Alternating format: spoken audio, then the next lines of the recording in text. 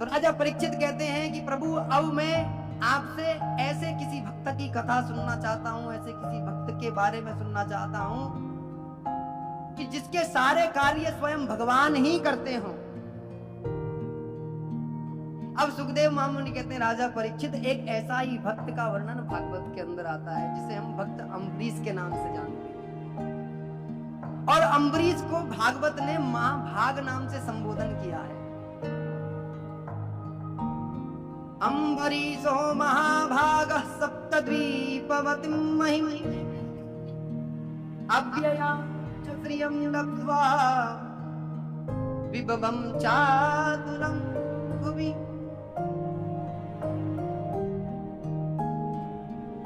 भगवान की मर्जी हो तो जा सकते हैं, वरना तो कथा सुने आराम से। हम तो आगे जा रहे हैं, हम तो जन्म की तरफ जा रहे हैं। मर्जी आप ये आप। अम्बरीश भगवान को बहुत बड़े भक्त हैं, और अम्बरीश को भागवत ने महाभाग नाम से संबोधन दिया है। और इतने बड़े भगवान के भक्त हैं कि सारा काम स्वयं भगवान पर, सारा राज्य, सारा पाठ, सब कुछ छोड़ देते हैं, सब कुछ भगवान पर छोड़ते हैं। जो करेंगे भगवान करेंगे, भगवान के अलावा कोई नहीं करेगा।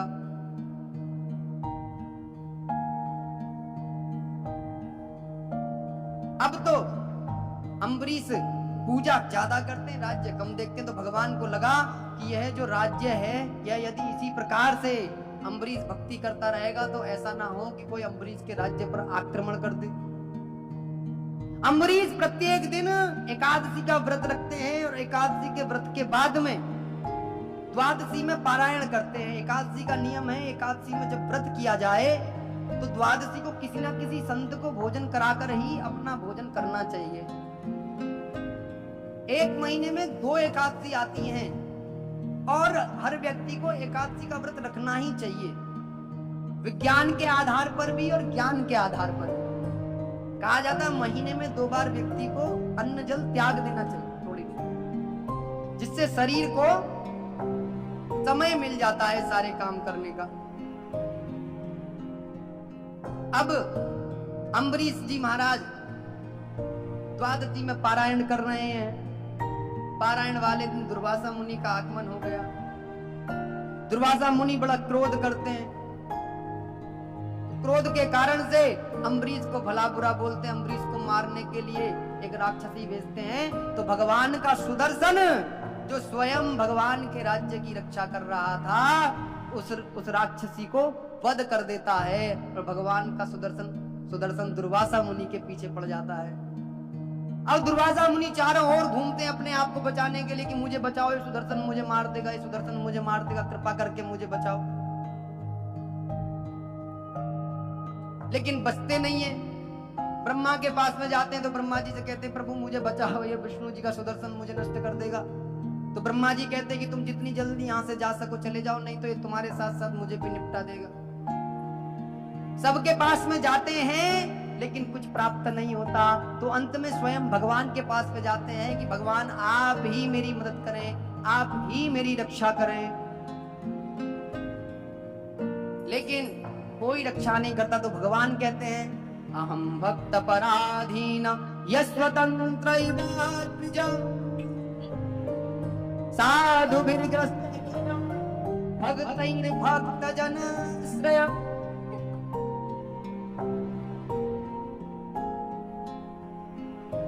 कि मैं तो स्वयं भक्तों के अधीन हूं, मैं कुछ नहीं कर सकता, मैं वो करता हूं जो भक्त चाहते हैं। यदि अम्बरीश तुम्हें क्षमा करेगा तो मैं तुम्हें क्षमा कर दूंगा, या सुदर्शन पुनः वापस आ जाएगा। तो अम्बरीश के पास में जाते हैं दुर्वासा मुनि, हाथ जोड़ते हैं कि तुम कृपा करके मुझे क्षमा कर दो। तब अम्बरीश आज भी अन्न जल त्याग करके बैठे हैं, अभी तक अपना व्रत नहीं तोड़ा है, क्योंकि उनके घर से एक संत चले गए हैं, इतने बड़े भक्त हैं। जैसे ही दुर्वासा मुनि को आते हुए देखा, दुर्वासा के चरण छुए, चरण छू करके बोले गुरुदेव आप कृपा करके भोजन करें। बोले भोजन बाद में करूंगा, कृपा करके पहले सुदर्शन से मुझे बचाओ। सुदर्शन के सामने भगवान अम्बरीश खड़े हो जाते हैं। अम्बरीश जैसा भक्त खड़े होते हैं, हाथ जोड़ करके सुदर्शन से प्रार्थना करते हैं, सुदर्शनम नमस्तुभ्यं सहस्राराजुत प्रिय सर्वास्त्रघातिन विप्राय स्वस्ति भूया इडस्पते। हे सुदर्शन, यदि मैंने क्षणिक भर के लिए भी भगवान की पूजा करी है तो आप दुर्वासा मुनि को माफ कर दो, क्षमा कर दो। सुदर्शन शांत हो जाते हैं और शांत होकर के वापस राज्य की रक्षा में लग जाते हैं। दुर्वासा मुनि को प्रसादी देकर के अम्बरीश महाराज पुनः सारा राज्य भगवान पर छोड़ देते हैं, संपूर्ण अपना राज्य भगवान को दे देते हैं कि तुम ही चलाओगे, तुम ही करोगे, जो करना होगा तुम्हें ही करना है प्रभु, मैं कुछ नहीं करूंगा। अब नाम तो अम्बरीश का हो रहा है कि अम्बरीश राज्य चला रहा है, लेकिन काम भगवान कर रहे हैं। ऐसे ही है, जो भगवान करते हैं उसमें भगवान का नाम नहीं होता, करने वाले का नाम होता है।